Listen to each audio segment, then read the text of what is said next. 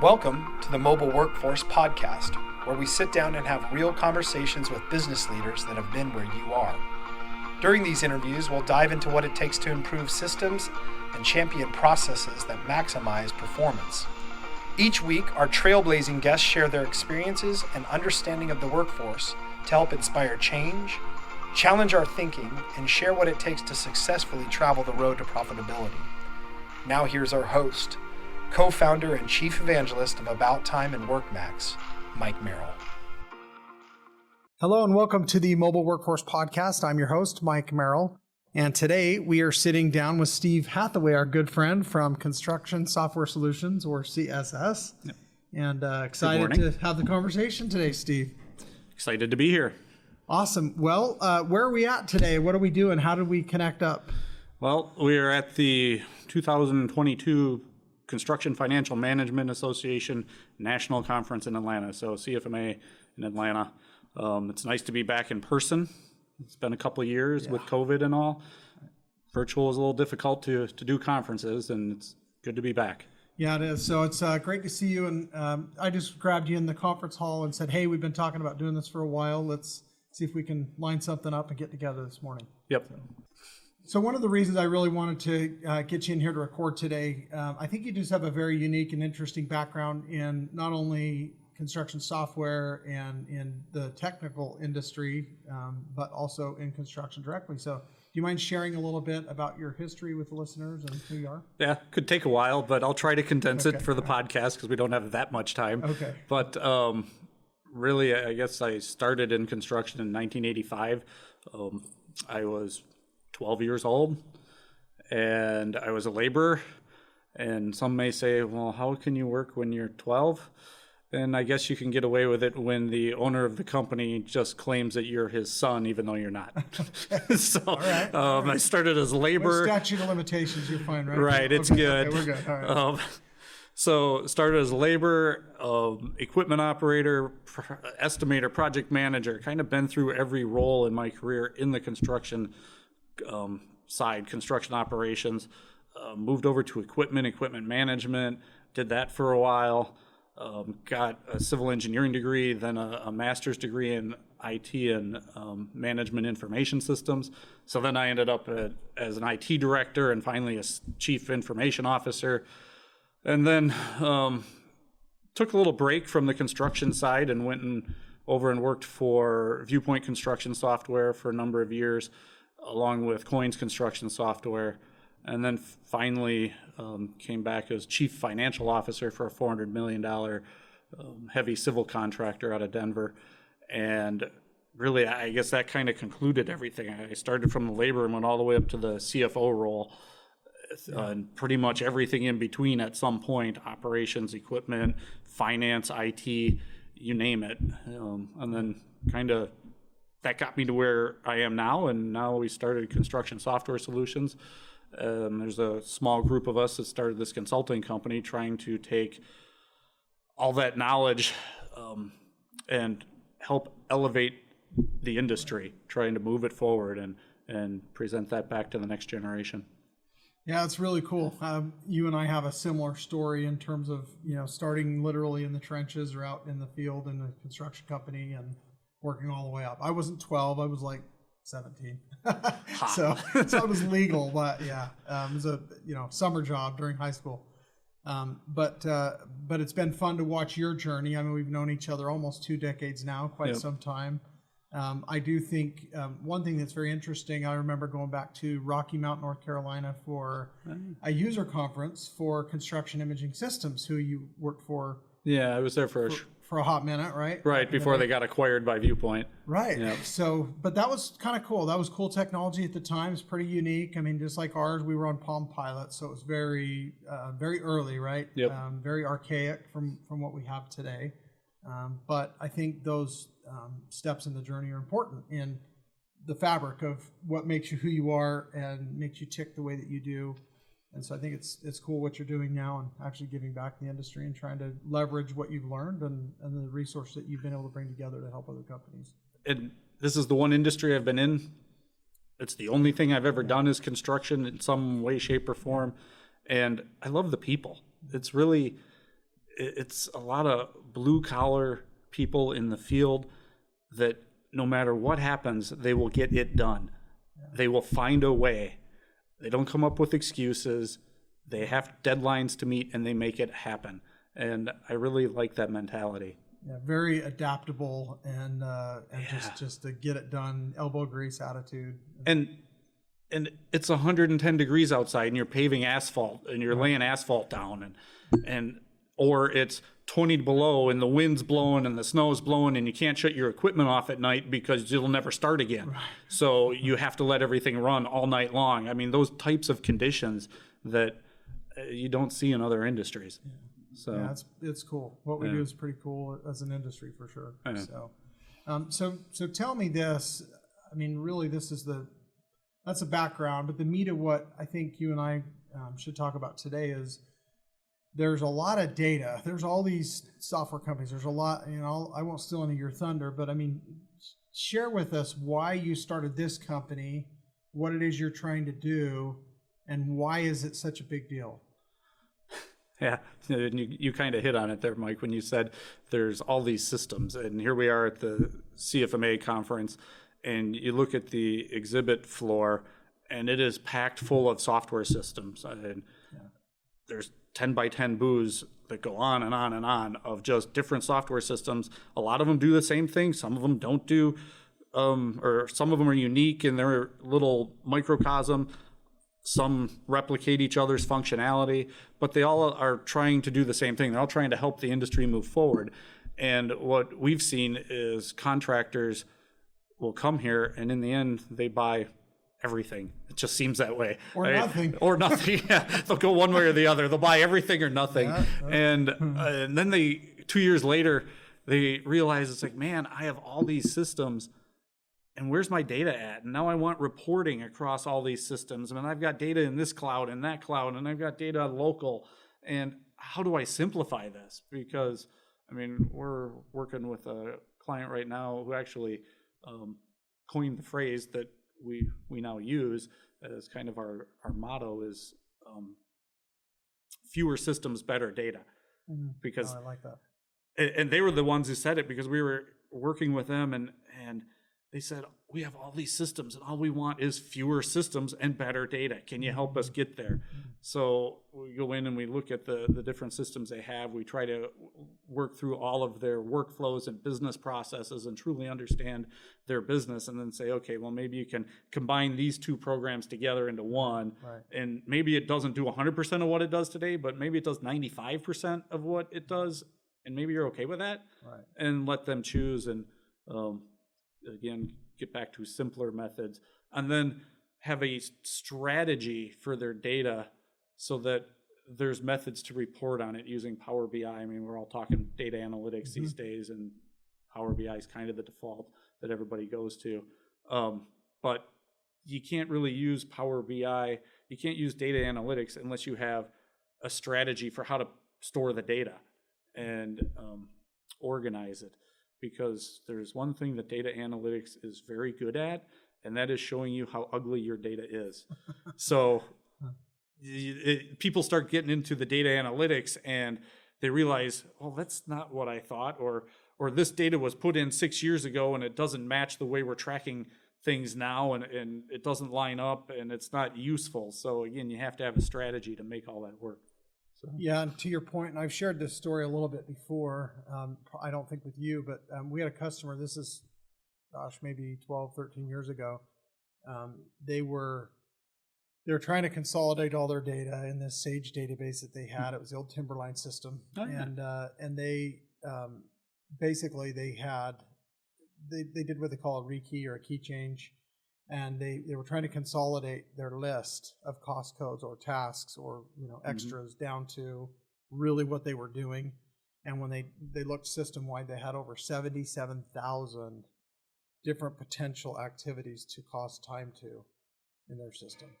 And when they really broke it down and consolidated everything, it was under 1,000. Wow, that were unique, which is still a lot. Yeah, but it's much more manageable than 77,000. Right. So who's putting what where? What is what? And which pile goes with plastering or concrete, or I mean, how do you really And that's the essence of what you're saying, bad data. Yep. It's bad data, right? And a lot of companies, in the course of trying to consolidate cost codes, may go a little too far that way too. I mean, sure. 1,000 seems Too broad. realistically Yeah. could be very good, but some try to get down to under 100. And what you see then is you see cost codes that say indirects or plastering, as you just mentioned. Okay, but what does that mean? And break that down. And it's great to pull that out on reports as indirects, but to be able to track it at more detail so that if people ask questions, well, what's in indirects? Because that's the next question that always comes up.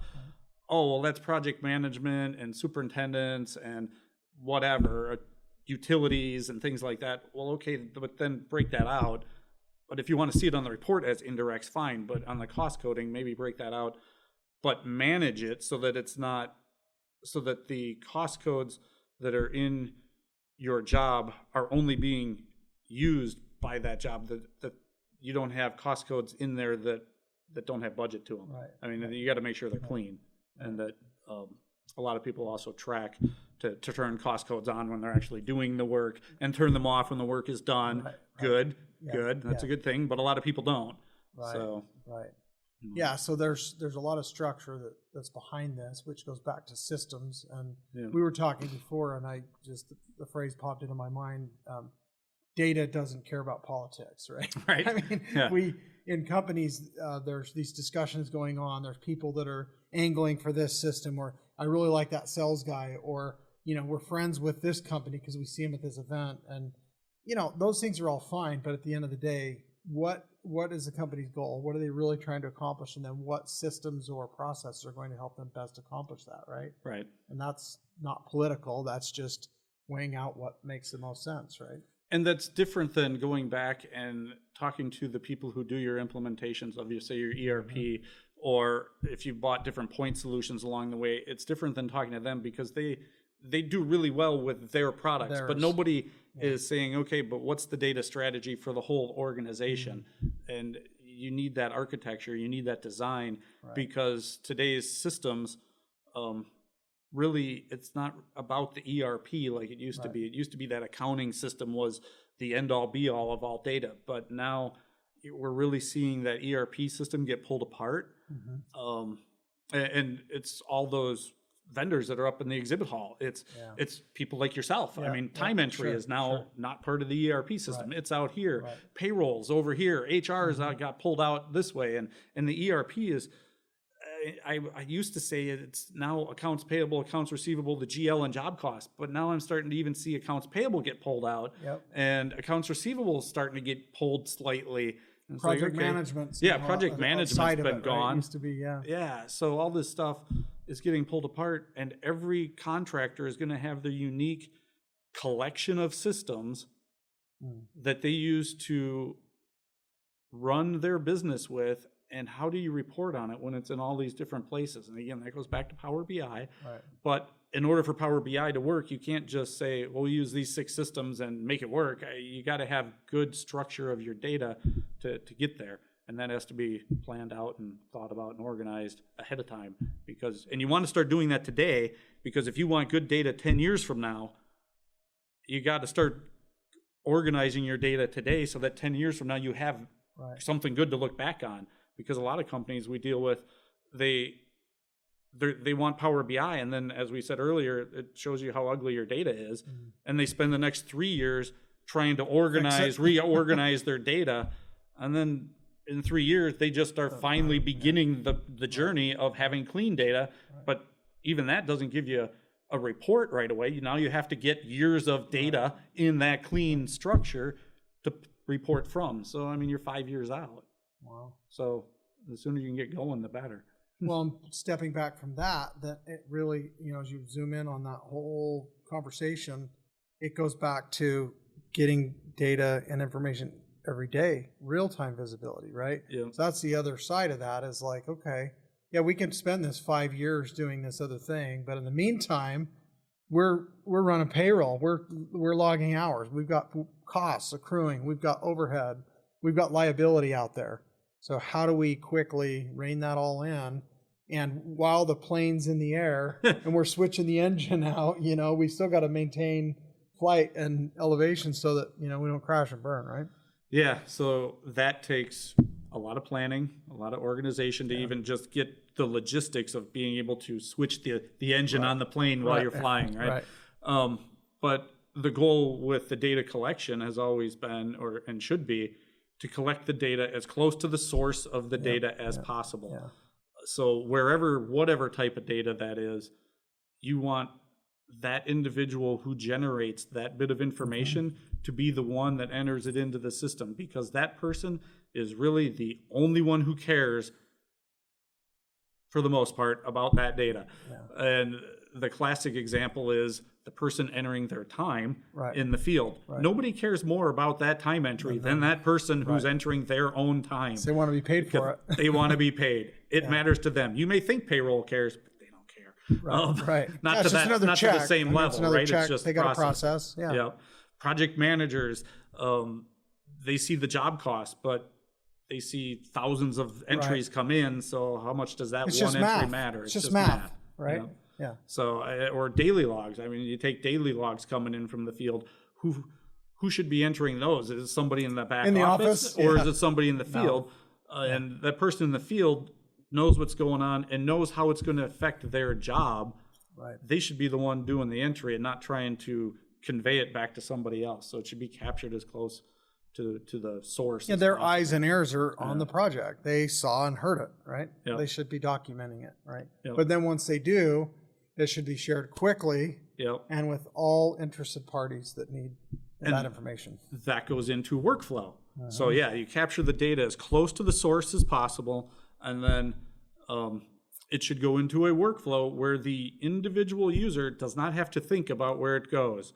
They should not have to have to know that, I filled out a safety incident, so I need to send that to Mike in the safety department. Right. No, there shouldn't be a name involved. The system should know. The system should just hit submit and it goes. Right. Because what if Mike's not there that day? Forget. Yeah. Sure. What if he's on vacation? What if he's quit? I mean, who knows? Right. So you can't rely on names.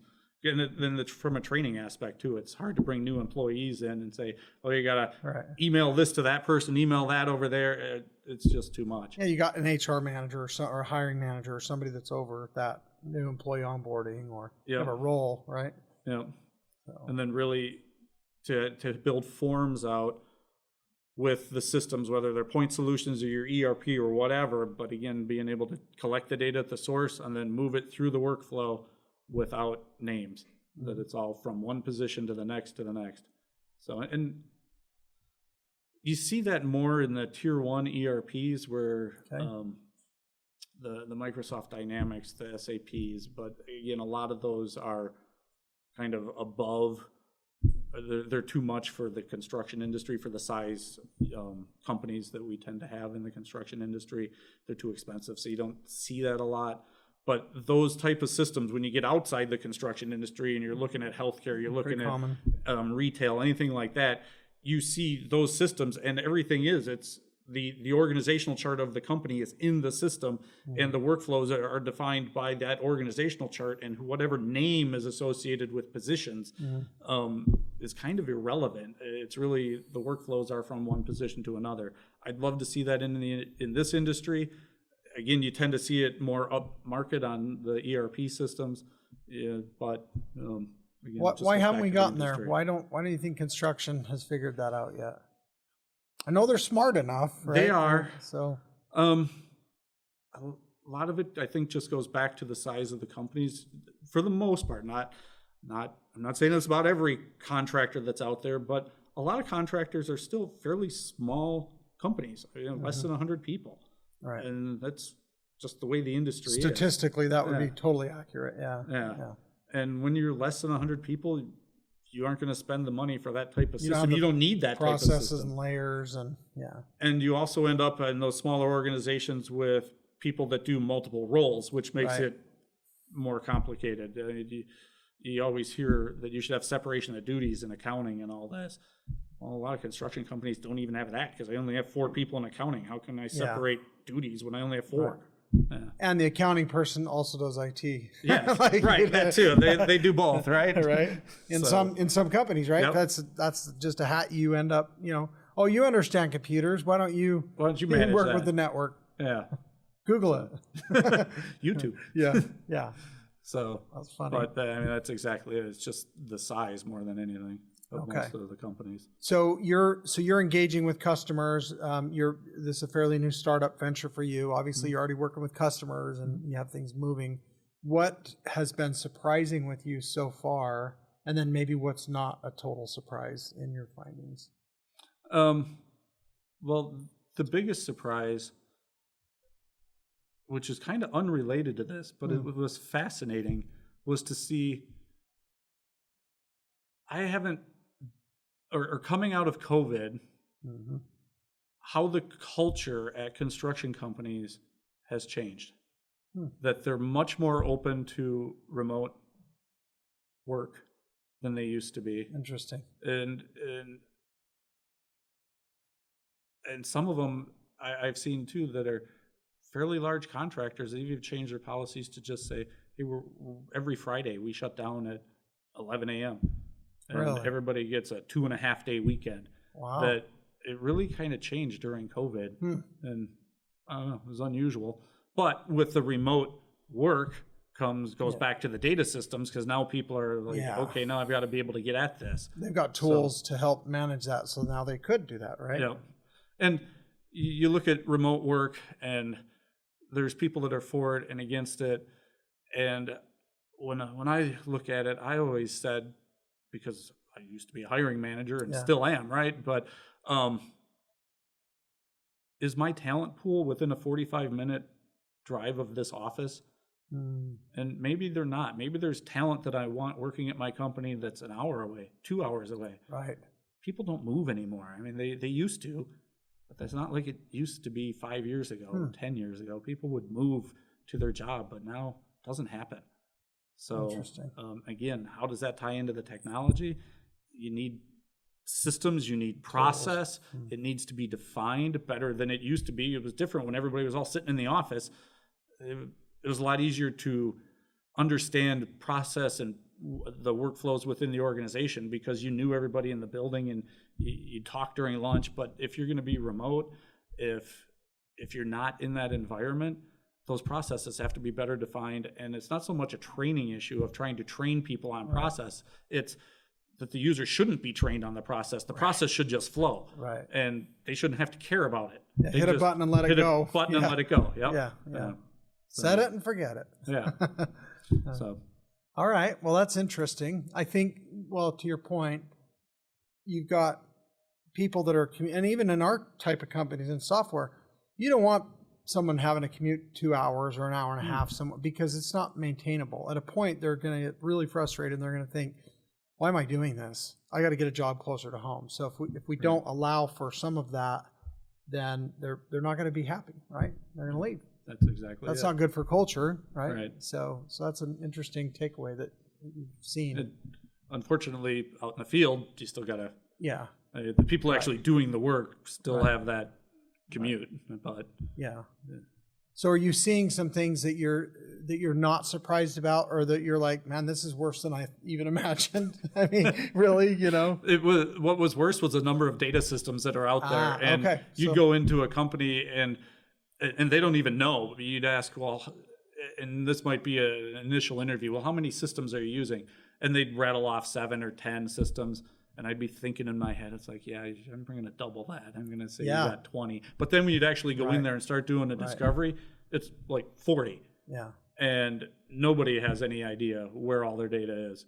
Even the IT director, chief information, nobody. Yeah.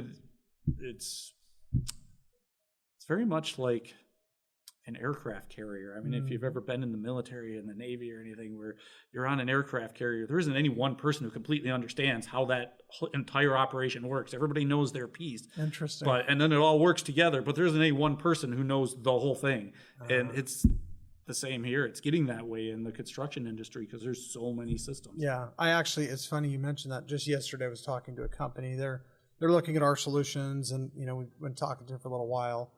and they hadn't realized this previously, but they actually have 3 different software products to do the same thing within their company. And this division's using this one, and this one's using that one. And why is that? Oh, well, it's because this one's better at this other one's better at that. I'm like, the one we offer actually solves all of those and can be set up dynamically so each crew or division or team or workflow can run independently, and it all feeds into the same place, and payroll gets fed, job cost gets fed, and your BI tools get fed, and we've got this, opportunity for you to consolidate down to one app and one vendor and all the things that you would preach from a brochure, a marketing campaign, or your website.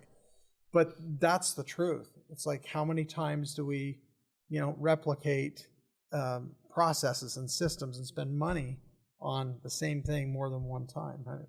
And it's a lot, the money thing, and people don't realize how much money they're spending on all these systems, because again, they don't even know how many systems they have. Yeah.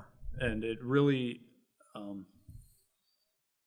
God, and I guess I'll throw it out to Procore.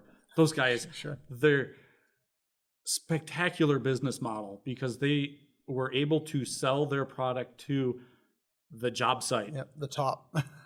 They sold it to the job site individually. So this job bought it, and that job bought it, and that job bought it. And then pretty soon they get enough jobs buying it that they just sell the whole company an enterprise license and be done. And IT was never involved. And what from their standpoint, they being Procore, what a great model to be able to sell your product.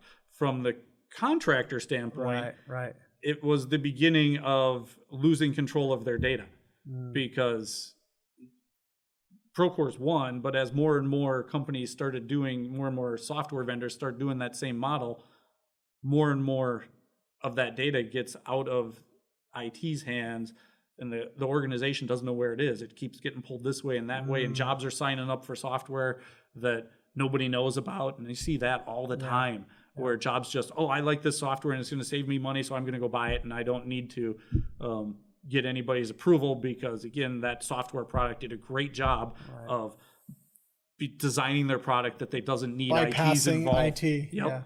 So, and that's again where we come in and we see those 40 systems instead of what they thought was 10. Yeah.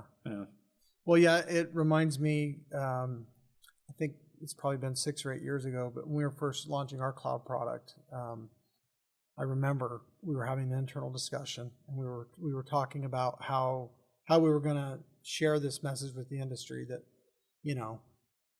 the cloud is actually better. It's more efficient. It saves everybody time. We don't have these servers and updates, and we knew, from a logical perspective or from the brochure perspective of what the sales point or the sales pitch is for cloud versus on-premise. But when we really started to peel the layers of the onion back and look at what we were selling on this end, and then also as a company, just as a software vendor, what tools we were utilizing, and what we realized at that moment was, wow, like 85-90% of our systems are in the cloud, and we didn't even know it. I mean, it wasn't like a conscious choice.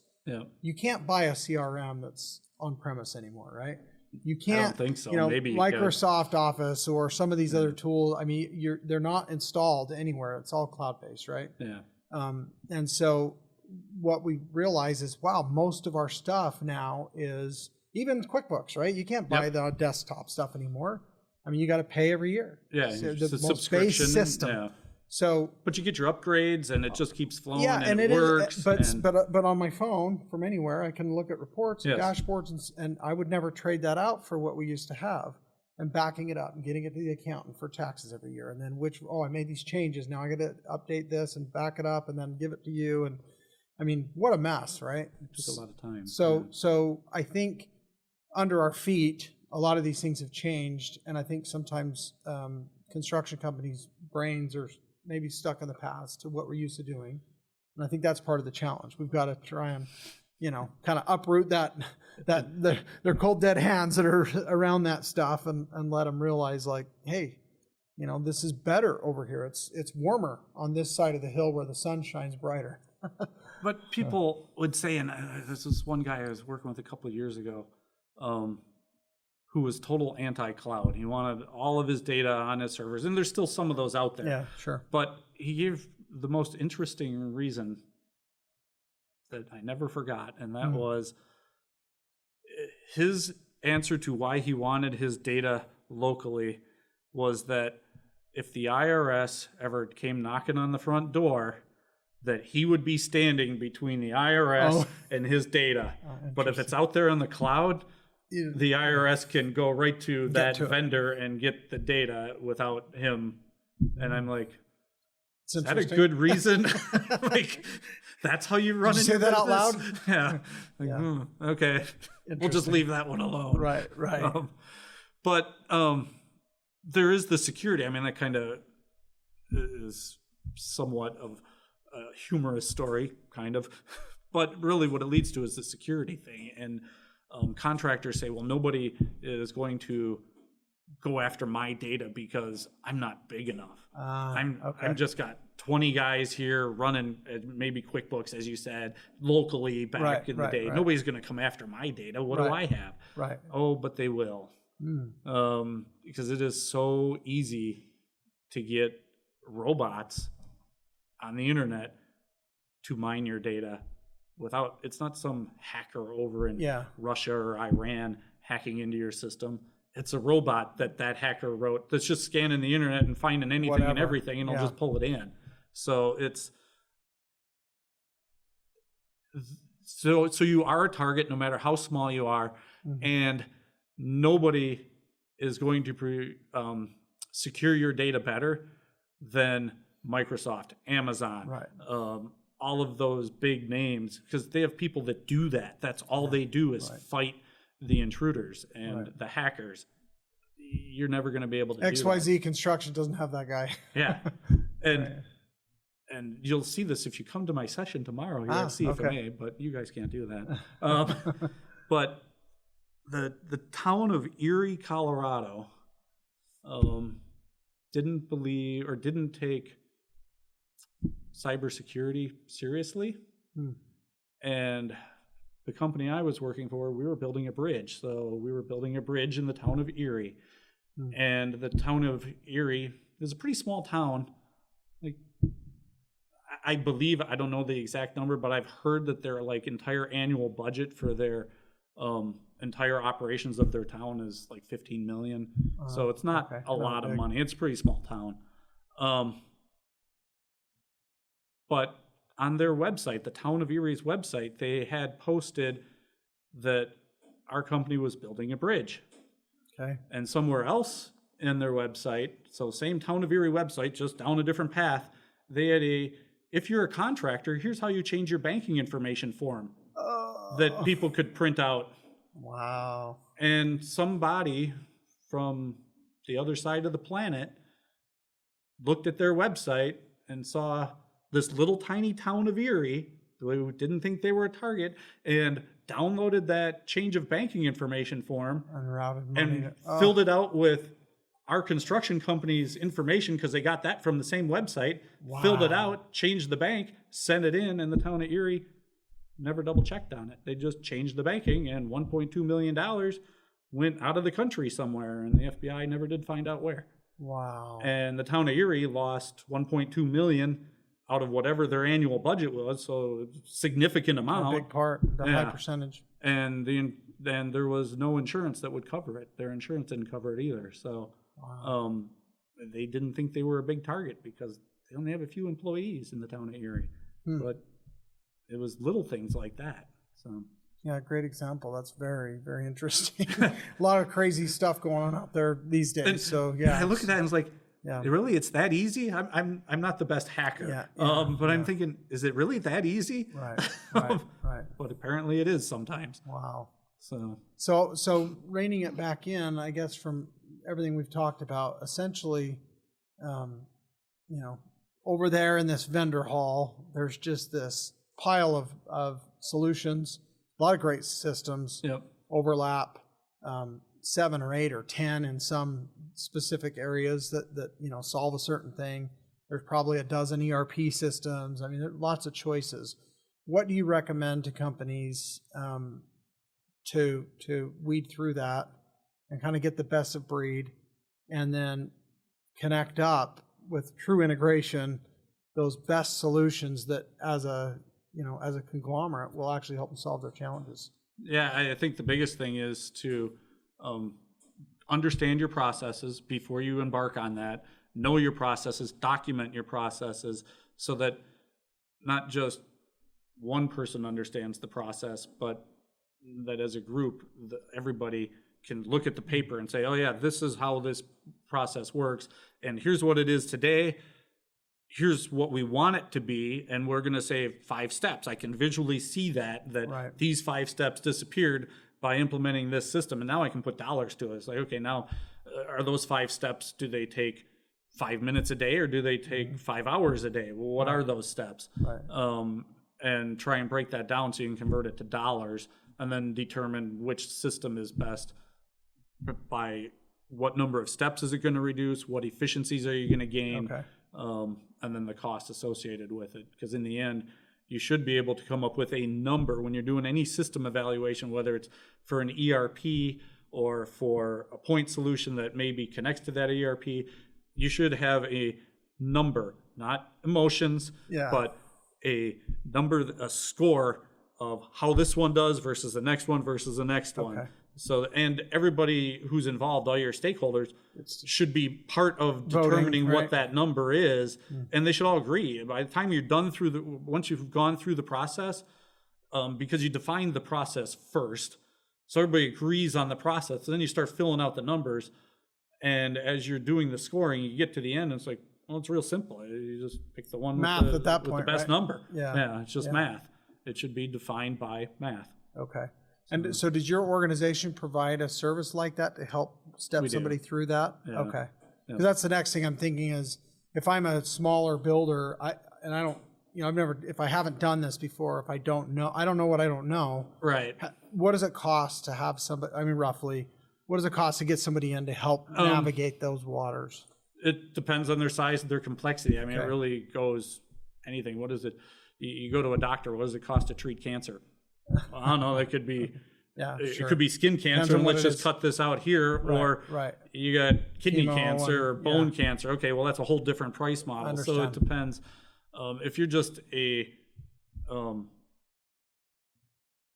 single legal entity with maybe you're doing $20-30 million a year, and you're pretty clean, and when I say that there's not a lot of complexity, you could go through that for maybe 4 or 5 digits, maybe high 9,000s, low 15s. But if you're $300 million with 17 different legal entities and all these intercompany transactions and nonprofits and insurance companies and all these other things that you own, then you're talking a lot more. Yeah.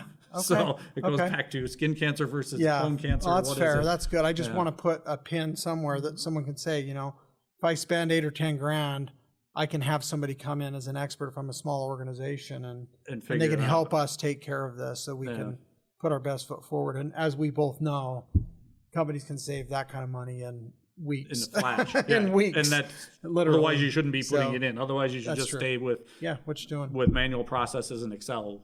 So, right. But we're happy to point that out too. if it's best to just stay there, stay where you are. Yeah, then I would be consulting for a few hours to tell you that you're fine. Because in the end, we specifically construction software solutions, we are certified in a number of products. Okay. But we don't sell any of them.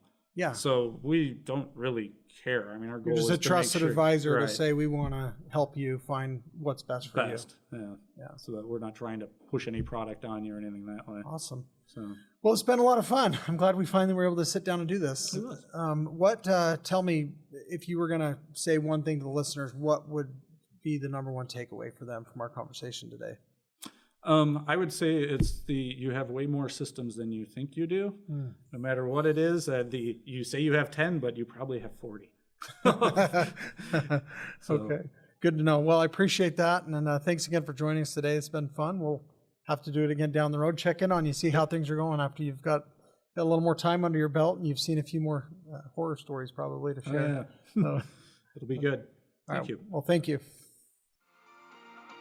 Thank you for joining us today on the Mobile Workforce Podcast, sponsored by About Time Technologies and WorkMax.